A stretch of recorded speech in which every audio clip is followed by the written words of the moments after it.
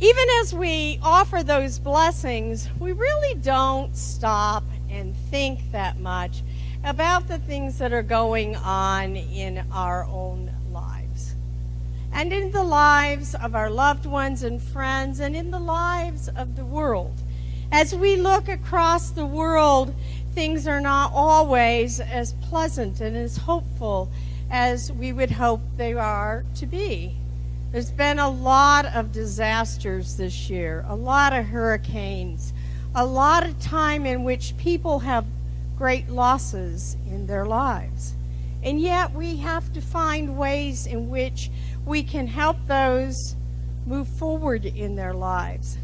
I would imagine if I were one of those victims, if this would be a hard time of the year, to stop and to think, where are the blessings in all of this that comes around us?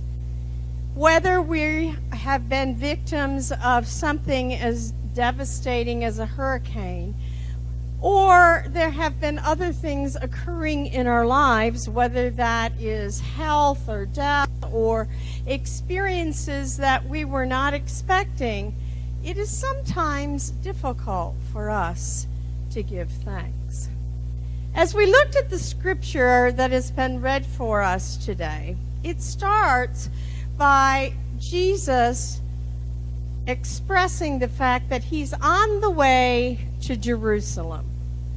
Now, you know what happens when you're on the way to do something and something else happens in the middle of that. Sometimes it's hard for us to stop because we're focused on where we're going, what we're going to be doing, and sometimes it takes somebody tugging us to make us to stop and interrupt us to focus.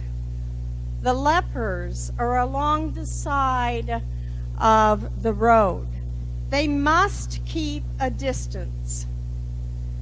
They have been banished from their villages. Their disease is so devastating, and it is something that can be, it is communicable, and so it can be passed to others, and so they're ostracized. Think about the fact that they don't have the kind of medicines that we have. And so it was pretty much a death sentence if you develop leprosy. But there were certain patterns of things that they were required to do. One, it says that they shouted at Jesus with a loud voice.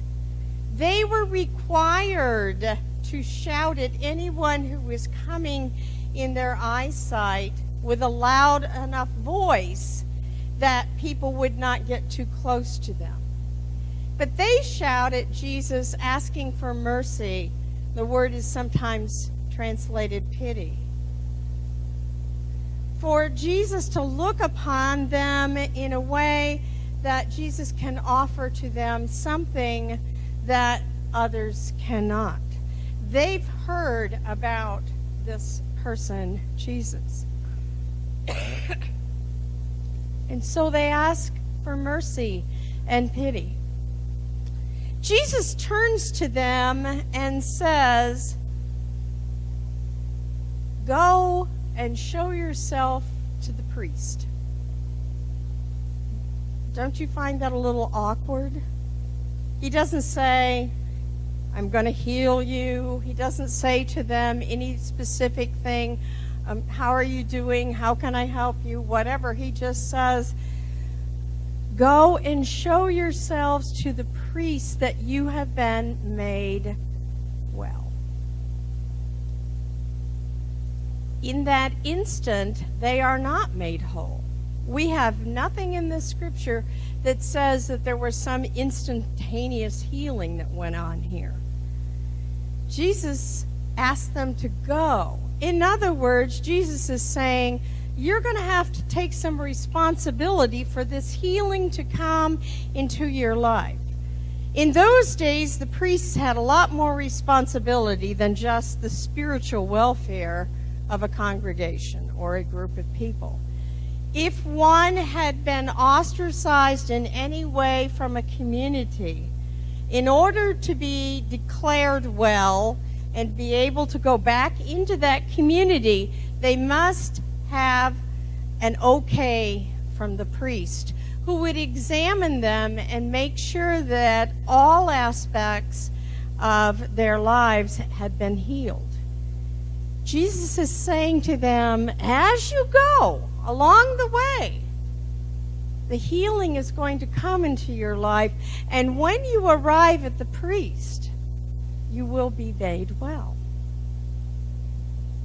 It is as they are going. Can you imagine what it is like as they are going, as they are anticipating a change to come into their lives? So often we think that healing of anything is just going to be instantaneous. And sometimes we want things to come in our lives that minute, especially patients, right now.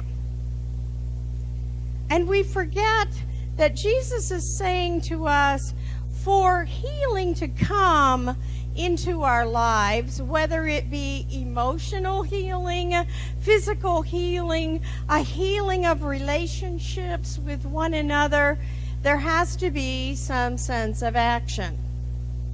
Get up, move forward. How often does Jesus say to people when they want to be healed? He says to them, like the man who was on the bed, he says, get up, take your bed, and go walk. Get moving.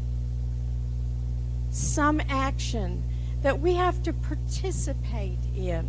We know that if we go to a doctor and we get a prescription and we bring it home and put it in the medicine cabinet and we never take it, we're probably not going to get well.